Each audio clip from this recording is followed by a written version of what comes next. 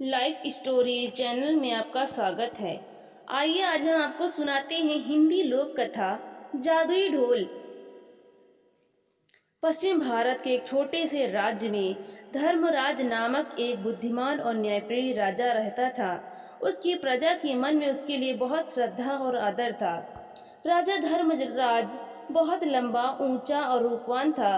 उसके सिर के बाल काले और घने थे, जिन्हें उसका खास कोई भोलू ही काटता था। भोलू यह काम कई वर्षों से कर रहा था और अपने शाही हज्जाम होने का उसे बहुत गर्व था। पर भोलू को एक बात का बहुत ध्यान रखना पड़ता था। जब भी वो राजा के बाल काटने जाता, उसे याद रखना पड़ता कि वो राजा के साथ बिल्कुल अकेला हो। उस समय किसी का भी शाही कमरे में आना सख्त मना था। बात दरअसल यह थी कि भोलू राजा के बारे में एक राज जानता था। राजा के सिर के दोनों तरफ दो छोटे छोटे सींग उग रहे हैं। यह बात सिर्फ राजा और उसका नाई जानते थे। जब भोलू ने पहली बार यह नज़ारा देखा तो वो भौंचक्का रह गया, लेकिन उसने राजा से वादा किया कि इस बात का जिक्र वो कभी किसी से नहीं करेगा। महाराज, आप निश्चिंत रहें, भोलू राजा से बोला। आपका यह राज मेरे पास सुरक्षित है। किसी और को इस बात की कानो कान भी खबर नहीं होने पाएगी। ऐसा सुनकर राजा धर्मराज ने राहत महसूस की। उसे डर था कि अगर लोगों को इस बात की जानकारी हो गई तो राज्य भर में उसकी खिल्ली उड़ेगी। हो सकता है लोग उसका आदर करना बंद कर दें या फिर नए राजा की ही मांग करने लगे। इसलिए भोलू के वादे के बावजूद राजा ने उसे सख्त हिदायत देते हुए कहा, भोलू, अगर तुमने अपना मुंह खोला तो जान लो, सजा तो मिलेगी ही, देश निकाला भी मिलेगा। भोलू हज्जाम की डर के मारे घिग्गी बन गई। उसने कानों को हाथ लगाया और अपना मुंह बंद रखने की कसम खाई। कई वर्ष बीत गए, भोलू को अपना वादा याद रहा। उसकी स्वामी भक्ति से प्रसन्न राजा यदा कदा उसे अच्छे अच्छे उपहार भी देता रहता। पर समय बीतने के साथ साथ भोलू के सब्र का बांध भी टूटने लगा। उसके पेट में वो राज अब पचता नहीं था और वो चाहता था कि कोई तो ऐसा हो जिसे वो राजा की सींगों वाली बात बता सके। लेकिन राजा की चेतावनी उसे चुप रहने पर मजबूर करती थी। एक दिन भोलू राजा के बाल काटकर महल से लौट रहा था और रास्ते पर उसके सींगों के बारे में सोचता रहा। भोलू का घर एक छोटे से जंगल के उस पार था। ऊंचे ऊंचे पेड़ों और लटकती बेलों के बीच में से धीरे धीरे चलता हुआ भोलू जब थक गया तो सुस्ताने के लिए घने पेड़ के नीचे बैठ गया। भोलू को रह रहकर सींग याद आ रहे थे। फिर एकाएक वो उठकर खड़ा हो गया। वाह, जवाब नहीं मेरे दिमाग का, भोलू बोला और उस पेड़ को देखने लगा जिसके तले वो बैठा था। भाई, इस पेड़ को तो बता सकता हूँ ना, राजा के उन अजीब सींगों के बारे में। अब यह रहस्य मेरे पेट में नहीं पचता। पेड़ तो बोल सकता नहीं और इस तरह किसी और को यह बात पता चलने का डर भी नहीं है।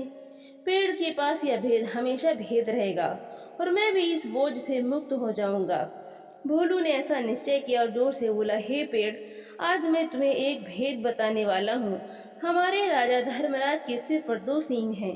हाँ हाँ, उसके दो सींग हैं। इतना कहकर हज्जाम बेतहाशा हंसने लगा और हंसता ही गया। हा हा हा हा हो। वो भयंकर भेद आखिर खुल ही गया। भोलू खुश था, उसका भार जो हल्का हो गया था। उसके बाद वो आराम से घर पहुंच गया। अगले दिन एक लकड़हारा उसी जंगल में गया और उसी पेड़ के पास जाकर रुक गया। इस पेड़ की लकड़ी तो बहुत शानदार है, इसका ढोल बड़ा अच्छा बनेगा, वो सोचने लगा। फिर क्या था, कुल्हाड़ी के कुछ प्रहारों से ही पेड़ नीचे आ गिरा। लकड़हारे ने वो लकड़ी एक ढोल बनाने वाले के हाथों में दी और उसने एक बहुत सुंदर ढोल तैयार किया। यह मेरे जीवन का सबसे अच्छा ढोल है, ढोल वाला खुश होकर बोला। कल बाजार जाकर इसे अच्छे दाम पर बेच दूंगा। अगले दिन ढोल वाला बाजार गया और एक कोने में खड़ा होकर ढोल बजाने लगा। ढोल से बड़ा सुरीला स्वर हुआ। ढोल वाला उसकी आवाज सुनकर झूम उठा। वो चिल्लाकर बोला, बाबू, यह ढोल खरीदो। कोई है जो इस शानदार जानदार ढोल को खरीदे? धीरे धीरे उसके इर्द गिर्द भीड़ जमा हो गई। लोग खामोश होकर ढोल की मजेदार आवाज सुनने लगे। भाई वाह, क्या कहने इस ढोल के, एक बूढ़े आदमी ने तारीफ की। तारीफ सुनकर ढोल वाला और भी जोर से ढोल पीटने लगा। तभी उस ढोल में से एक अजीब आवाज आई। लोगों के कान खड़े हो गए, उनका दिल धक से रह गया। ढम ढम ढम ढोल बजा।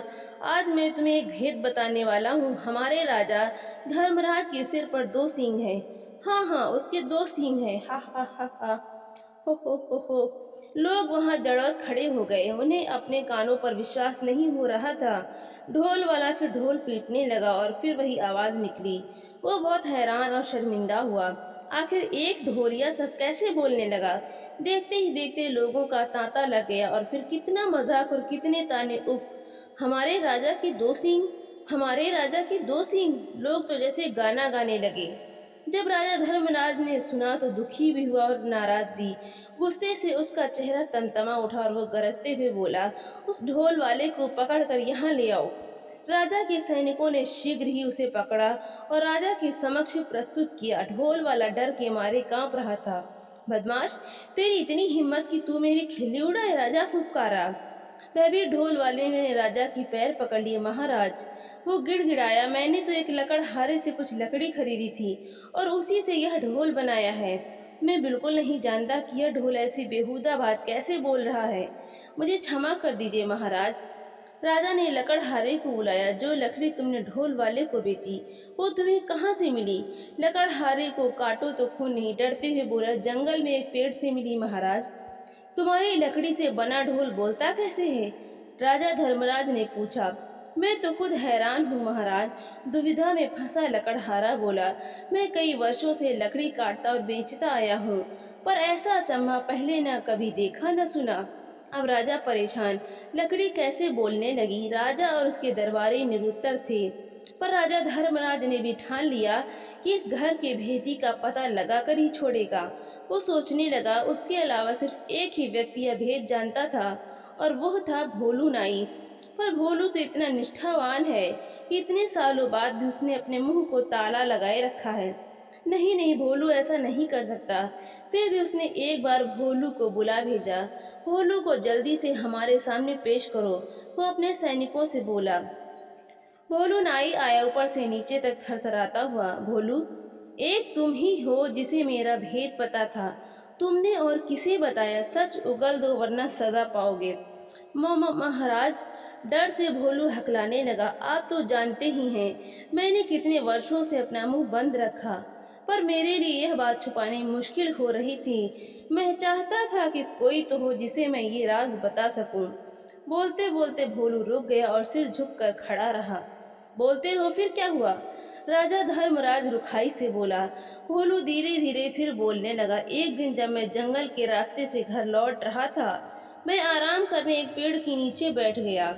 बस आपके बाल तब काट कर ही आ रहा था और उन सींगों के बारे में भी सोच रहा था। काश मैं उनके बारे में किसी बात कर पाता। आखिर मैं भी इंसान हूँ। तभी मेरे दिमाग में एक बात आई और मैं पेड़ को यह राज बताकर हल्का हो गया। सोचा कि पेड़ को बताने से क्या नुकसान। क्या मालूम था कि इसकी लकड़ी ही बोल पड़ेगी। अब समझा। बुद्धिमान राजा ने पहली बूझ ली। वह पेड़ जादुई था, सुन बोल सकता था। इसलिए उसकी लकड़ी से बने ढोल को जैसे ही पीटा गया, वो बोलने लगा। और जो कुछ तुमने मेरे सींगों के बारे में कहा, वही शब्द वो दोबारा दोहराने लगा।